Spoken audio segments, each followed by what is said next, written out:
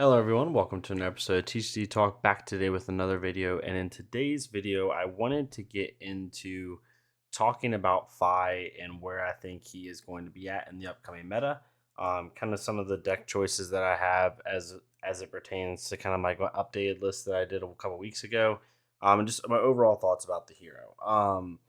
Before I get into the deck tech, I will say that I don't think Fi is in a great place in this meta. I don't think he is in a spot where he is going to be consistently viable at a high level. Can you win with Fi at your local armory? Yes. Can you even win maybe at like a smaller Pro Quest? Sure, maybe. But I think like at a big level, like if I was going to Nats, I would not be taking Fi. If I was going to a calling, I would not be taking Fi. At the end of the day, you play who you want to play, and that's the amazing part about this game and the really fun part. But if I'm being completely objective, not like having hero bias in it, I don't think Fi is in a good spot. I think he's the third, maybe even the fourth. He is probably the fourth best aggro deck in the format. He's behind Dash, he's behind Briar, he's behind Viscerai, pound for pound, in my opinion. And he also just has some really bad matchups and some other parts of the meta, but we'll talk about that in a second. But we'll get into the deck tech, and I'll kind of give you an idea of some of the changes I made from my last list. So my last list, which I'm still on Kadachi Fi, I think Kadachi Fi has more consistency than Emberblade personally, and I think it can force more interaction. Kind of what I talked about in previous deck techs, if you're new to the channel, is the issue with Fi, and it's been an issue since even during the combo days, is that, which like wasn't even that long ago, is that he has a lack of on hit effects. He's not like Katsu, right? When you attack with like a double strike, for example, with Katsu, if double strike hits and you have a surging strike in hand, you can go get a whelming, right?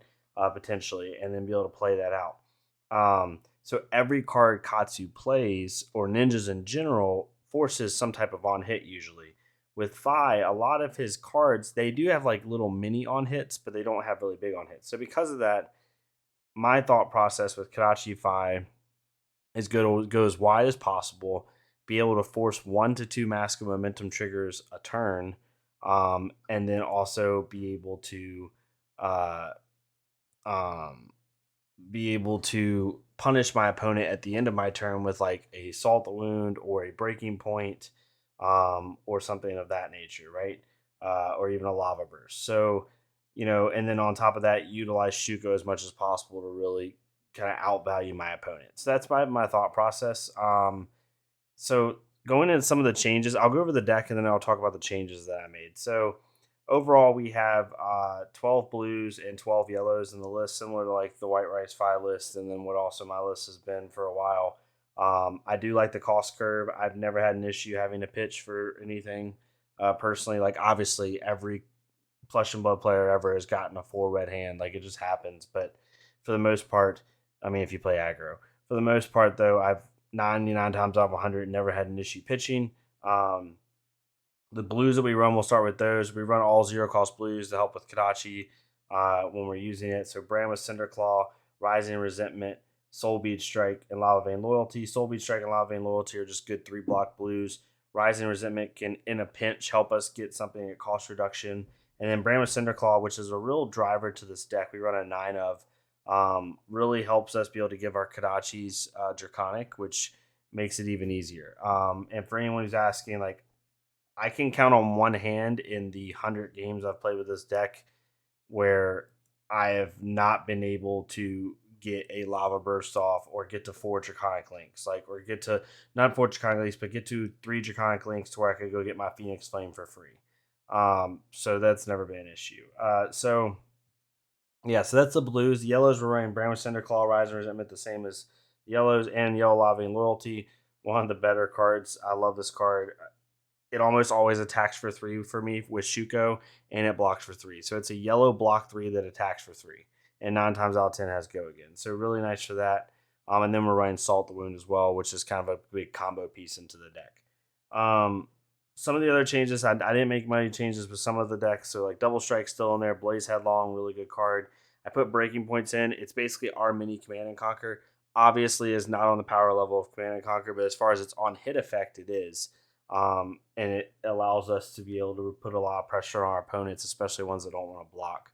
Um, I still have Rise from the Ashes in. I'm really playing with this card. The reason I like Rise from the Ashes, and I won't go super in depth on this, is because in this new meta, we're gonna have a lot of Guardian. We're gonna have a lot of maybe it's a lot of ice. We're gonna have dash. We're gonna have decks that can efficiently block you out with 3 blocks, or just block you out in general as Guardian is concerned. And what Rise from the Ashes does is it allows different play lines to where you can really put opponents that normally block really efficiently in really inefficient situations, and it really helps out a lot, right? Like if you have Rise from the Ashes and and you have an engulfing flame wave in hand with a blue, and you Rise from the Ashes, go get your Phoenix Flame Kadachi for 1, they take it, and then you engulfing flame wave for 8, right? And now, in order to prevent that on hit, or just prevent, a potential mask in general, there, I've talked about this before. The reason I like cards like this is because if engulfing flame wave comes in for 8 on Chainlink 2, it puts your opponent in a really bad situation because now they have to decide, like, okay, do I want to block out 8 to prevent mask? Well, that's kind of stupid because he's probably not going to come in with an 8 power attack for his third link. So they'll probably let this hit. Then on top of that, they don't want to just like partially block this because that's also dumb against a ninja, right? They just took the Gadachi. If they give up a card to still take 5 damage, right? Or even defense reaction. If they give up a defense reaction to still take 4 damage, now they have to block again with 3 cards in hand on the third attack, right? So it puts them in a really weird spot, and it really allows you to really just make your opponent be in awkward positions blocking wise. Yeah, we have Lava Burst, obvious, one of the best rupture style cards in Fi's kit. Mountain Anger is pretty obvious. Spraying Flames. One thing I did change in here, call me crazy if you want, it's fine. I took Art of War out of this deck. Art of War is a great card. In Emberblade builds, in full Draconic builds, it's fantastic. 100% would be used. If I was running a full Emberblade build here as Emberblade in the main board, Art of War would be in my deck. But when it comes to Kadachi Fi, I've noticed just with a lot of play lines, there's a lot of inconsistencies with Art of War. And when I'm already getting buffs from Shuko, and other cards, like I don't need it as much personally. Again, people are gonna think I'm crazy, and that's totally fine. I get it, but like that's just from my play. I've seen it. So Art of War is not in the deck. Uh, I replaced it. I replaced a couple other cards. I have Soaring Strike in the deck now. The reason I like this card is because it can give cards go again, right? And when you have 3 Soaring Strikes in the deck, and I have 9 cards in this deck that I would love to give go again. Lava Burst, unconditional go again would be nice. Salt the Wound, given that unconditional go again would be nice. And even if I play Soaring Strike on Chainlink 2, Draconic Chainlink 2, and then be able to give Breaking Point go again, because what I'm noticing with the deck that I'm playing is I will attack for 6 links a lot. And when they block out the first mass trigger, and then maybe they let 3 and 4 hit, and I have 1 card in hand, I've noticed sometimes like I'm playing a Lava Burst for 5, which is nice and it's threatening mask, but it doesn't have go again. So now do I blind snap it or play Tide Flippers and like give it go again off a card I can't see, which is not smart. But what this does is it allows me to put a little bit more pressure on my opponent, because if I play Soaring Strike and they let it hit and I banish a Lava Burst, giving it go again, when that Lava Burst is played, if it's threatening mass, the opponent really now has to respect that very seriously. They can't just take the damage. Again, forcing more interaction. I'm trying to make it a little bit more Katsu-esque with how I'm building the deck and force my opponent to interact with me.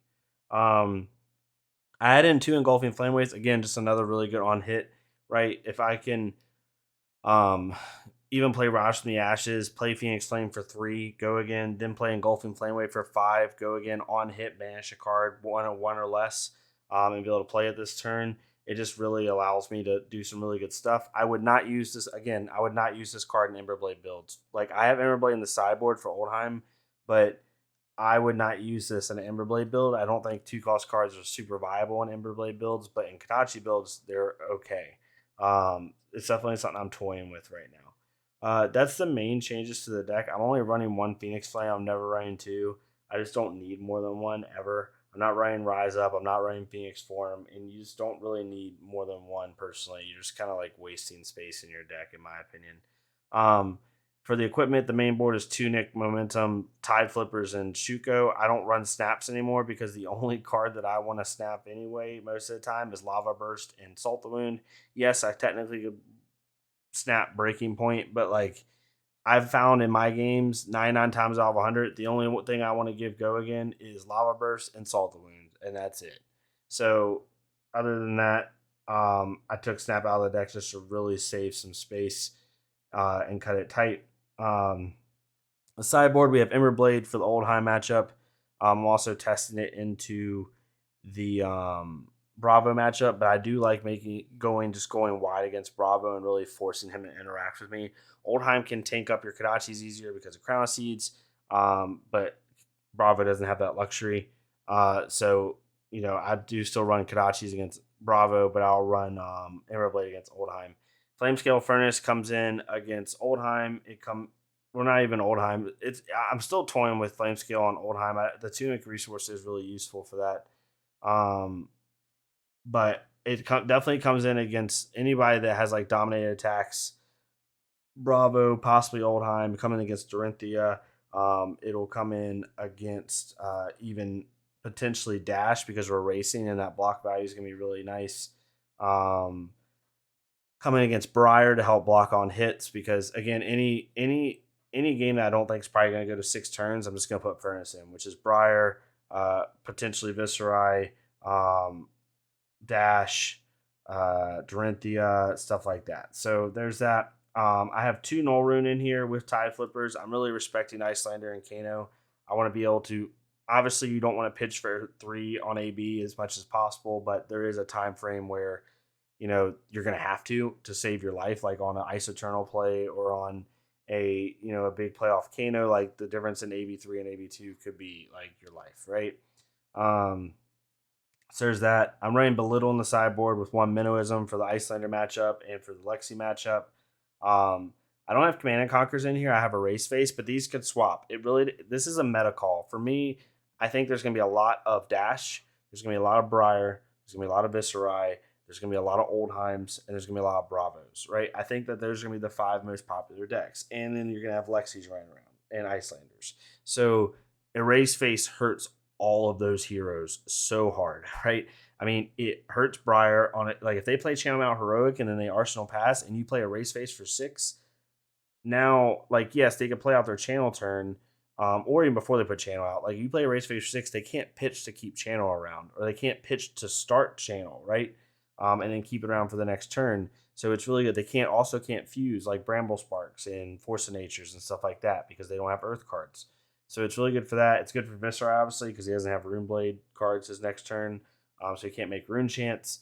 And then it's really good against, not really good, but it's pretty good against Oldheim. He can't fuse Oakenolds. He can't fuse any other cards he's trying to mess with. He can't do a Frosty Hammer. Lexi, for obvious reasons, she can't fuse. And then Dash can't boost because she's not boosting away a Mechanologist card. She's just boosting away a card. So for Dash, this is an auto block, right? Personally. So I really like it into a lot of the meta, but Command and Conquer, for obvious reasons, is very powerful. I just don't think you're going to need to run both of them. And I don't think you have the space for it, frankly. So for me, it's a meta call of picking a Race Face. But if someone told me, like, I'm going to go with Command and Conquer over a Race Face because I think it's more useful, I'm not going to argue that point. Like, definitely do what works for you. We're running Sync Blows in the deck for the Bravo and Oldheim matchup. I think there's going to be a shit ton of Guardian in the meta, which is one reason why I don't think Pi is going to be viable. I'm not running Unmovables. I don't think Unmovable should be in any Ninja deck. It just shouldn't. In my opinion, the way I play, if I have to pitch 3 just to block 7, what's the point? You just take the damage, take the on hit, unless it's a Spinal or something. And most of the time, if I have a Sink Below and a Flame Scale Furnace, that right there is 7 block. A Sink Below, a Sink Below from Arsenal, a Flame Scale Furnace, and 1 from hand is, that's 10 block, right? And that's going to block up a Crippling Crush just as fine, right? Or even, Flame Scale Furnace, Sink Below, and then even, or not even, just Flame Scale Furnace, Sink Below will cover everything except a Crippling Crush, right? So just something to think about. I think it's more useful just to have a general defense reaction. And so this is where my list is at right now. It's definitely something where like it's just kind of card choices. Not running Art of War is a big one. I know some people may disagree with me on that one. I know a lot of people are just kind of like toying with a bunch of different builds. Um, my thought process is just get consistent value from Shuko, right? Being able to play Lava and Loyalty Yellow for 3, being able to play Lava Burst for 6, being able to play Salt the Wound for +1. Uh, and where it's really nice is like when you play Spreading Flames and you play out your turn, and then your Spreading Flames, your Shuko, and your Shuko both hit on Lava Burst. So now Lava Burst all of a sudden is coming for 7, which is super nice. Um, just really good for that. Or even Mounting Anger, like it can also boost these. So really good for that. I really like Double Strike as well. It's one of the best in-game cards in my opinion, as long as you're not playing Oldheim, because if they are at 1 or 2 life, they're pretty much dead. Because if you have a blue and a Double Strike, that's 4 chain links. It's going to take their whole hand just to not die. And it comes in for 2 the second time you attack with it because it's Shuko. So that's where I'm at right now. Definitely can make some different deck choices, but I think that this is the deck that I would go with. Again, Soaring Strike's kind of an interesting take. I'm gonna keep testing it. I just really like the idea of giving Lava Burst and Salt the Wound go again in a pinch, and being able to maybe threaten Mask and also be like, you are going to block this, or else I'm gonna have go again. You're gonna let me draw, and then I'm gonna maybe be able to play on their attack. Right? I'm just trying to force more interaction out of them. But time will tell. You know how this list goes. A couple of cards that aren't in this list that some people might be thinking about. One is That All You Got. Um, Definitely could go in this list for sure. If you really think, I think with Briar, like being able to block Rosetta for 2 and then draw a card is nice, but it's really not that nice. Not nice enough to put in a FI list, in my opinion. But if someone did, I would be like, okay, I understand why you have it in the list. The other thing that's not in here is Liquefy, which I've seen a lot of people in the FI chat talk about. I personally don't like Liquefy. The only really decks you care to use it on are, like in my opinion, are Icelander and Oldheim. That's pretty much it for the most part, right? I mean, obviously Dorinthia's Courage of Bladehold or Bolton's or something like that, like these little weird interactions where it could be nice. But like really the reason you have that card in your deck is for Oldheim and Icelander. And what all they're gonna do, Icelander, good luck getting a 4 chain links if she's playing properly. Just good luck. And then Oldheims aren't dumb, like especially if they see a couple lists floating around that have one Liquefy in there. They know you're trying to do that. So they're just gonna hold an ice card. They're gonna wait till you get to chain link 3, and then they're gonna ice react you and make you put your last card on top of your deck, your last attack on top of your deck. It's just not going to work right. And it has the fact that it has to hit, and stuff like that. Like I'm pretty sure, like by if I remember correctly, just as we look at this, um, if Liquefy is play on chain 4 or higher, target attack action gains when it hits a hero. So not only do you have to get to chain link 4, but it has to hit. That's even worse, right? Like there's so many things Oldheim could do and Icelander to stop you from even letting it hit, is another issue. So that's just my opinion. I don't think the card's worth it. Yeah, this is where I have Fi. Obviously, it's nothing revolutionary or crazy. I know a lot of the Kadachi builds have like Enlightened Strike, even bigger than that, and those lists are great. Like, definitely go for those. They're really cool lists. This is just where I'm at. I think this is the most consistent version of Fi personally. And I think just Ninja in general is in a bad spot. Like, I'd honestly almost play Katsu over Fi solely because even though Fi is faster, Katsu forces more on hits, and it'd be interesting to see like how good those two decks actually go up against if they were both equally represented in a big tournament. Because I think right now, like Fi was the second most played deck at the Pro Tour, I'm pretty sure, and the highest placing. There was one guy in like the teens area, but other than that, like he really didn't do well. He was the second most represented deck. So that's just where I'm coming from. Let me know what you think of the deck tech. Let me know if it makes sense to you. Like again, the big differences are no Art of War. We add in the Soaring Strikes and Engulfing Flame Wave to try to have a little bit more on hits. Um, the same core concept that we've always been going with is still there. So definitely let me know what you think. I really appreciate it.